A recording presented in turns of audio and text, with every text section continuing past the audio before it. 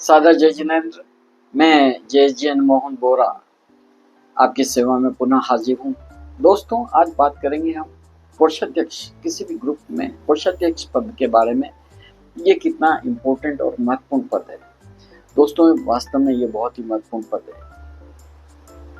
कोषाध्यक्ष के जो मुख्य कार्यों में से है वो ये है कि जैसे सत्र प्रारंभ हो, कोषाध्यक्ष अपने संस्थापक अध्यक्ष, अध्यक्ष और सचिव के साथ मिलकर एक कंप्रेहेंसिव एक बजट बना ले कि इस सत्र में उसके कितना खर्च होने वाला है और कितनी आय होने वाली है। ये एक कंप्रेसिव बजट होना चाहिए, डिटेल बजट होना चाहिए। जो सेक्रेटरी ने और प्रेसिडेंट ने जो कैलेंडर बनाया है कार्यक्रम के अकॉर्डिंगली वो होना चाहिए। और उसके बाद में जैसे जैसे सत्र आगे चले, कार्यक्रम जैसे जैसे निष्पादित होते जाए और वो देखे कि जो खर्च उन्होंने निर्धारित की है बजट में वो अकॉर्डिंगली हो पा रहे हैं या नहीं, कहीं उसमें वेरिएशन तो नहीं है। अगर वो वेरिएशन है तो वो सचिव और अध्यक्ष को सूचित करे कि इसमें खर्चों में वेरिएशन है और इसको कंट्रोल करना भी आवश्यक है। दोस्तों, जो भी बजट कोषाध्यक्ष बनाता है उसकी कार्य समिति में उसका पास होना भी जरूरी होता है। सभी पदाधिकारियों के साथ बैठक करके उसको पास करवा लेना चाहिए। ये एक बहुत ही इम्पोर्टेंट काम है दोस्तों। इसके अलावा एक बात और भी है कि जो कोषाध्यक्ष है वो ये भी ध्यान रखे कि जो भी मितव्ययता हो सके वो बजट में बनाने की कोशिश करे। दोस्तों, कोई भी ग्रुप सक्षम और सफल तभी हो सकता है जब वो आर्थिक रूप से भी सक्षम हो। इसके लिए आवश्यक है कि ग्रुप के जितने भी सदस्य हैं वो समय पे जो उनका वार्षिक शुल्क है वो जमा करा दें। ये बहुत ही आवश्यक है दोस्तों।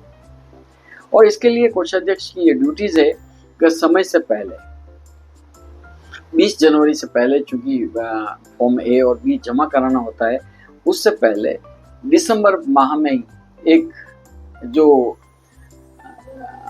खर्च जो बिल है वार्षिक शुल्क का, वो सब सदस्यों को रेज कर दे और उनसे निवेदन करे कि 15 जनवरी से पूर्व किसी सत्र से प्रारंभ होने, एक सत्र चालू होता है 1 अप्रैल से, लेकिन फेडरेशन नियम के अनुसार चूंकि फॉर्म ए और बी 20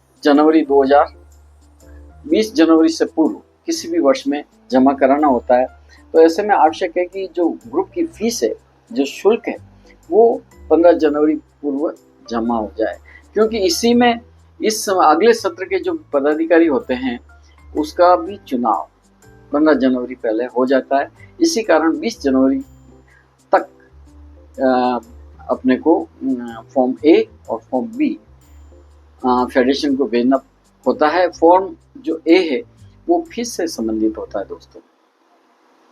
तो ऐसे में ये कोषाध्यक्ष की महत्वपूर्ण जिम्मेदारियों में से आ जाता है। अब बात करते हैं कि फेडरेशन दोस्तों, अब बात करते हैं कि बैंक अकाउंट कैसे ऑपरेट होता है। तो इसके लिए जो भी चेक होता है बैंक का, उसमें जो सिग्नेचर अथॉरिटी होती है वो उसमें से अध्यक्ष या सचिव, इन दोनों में से एक, और कोषाध्यक्ष का जो सिग्नेचर होता है वो मैंडेटरी होता है। और इसके पीछे एक ही लॉजिक है, इसके पीछे एक ही कारण है, वो ये कि जितने भी अकाउंट्स मेंटेन करने होते हैं, आय व्यय का जो ब्यौरा रखना होता है वो कोषाध्यक्ष को ही रखना होता है। इसलिए ये नियम फेडरेशन ने बनाया है दोस्तों। इसके साथ में एक बात और भी है कि समय समय पर ये जरूरी है कि जो कोषाध्यक्ष है वो अपनी कार्यकारिणी को, अपने पदाधिकारियों को समय समय पर जब भी सभा हो आय व्यय का ब्यौरा प्रस्तुत करे। जनरल हाउस जब भी कंडक्ट हो वहाँ पे भी इसको पेश करे, आय व्यय का ब्यौरा पेश करे और बताए कि ये हमारा जो भी खर्चा निर्धारित है वो अकॉर्डिंगली बजट के अनुसार है या नहीं है। इसके साथ में साल के अंत में जरूरी नहीं है फेडरेशन नियम के अनुसार कि इसका ऑडिट हो, लेकिन इसका ऑडिट होना भी जरूरी है। इससे अकाउंट्स की ट्रांसपेरेंसी मेंटेन होती है दोस्तों। आज मात्र इतना सही, कल हम किसी दूसरे विषय पे बात करेंगे।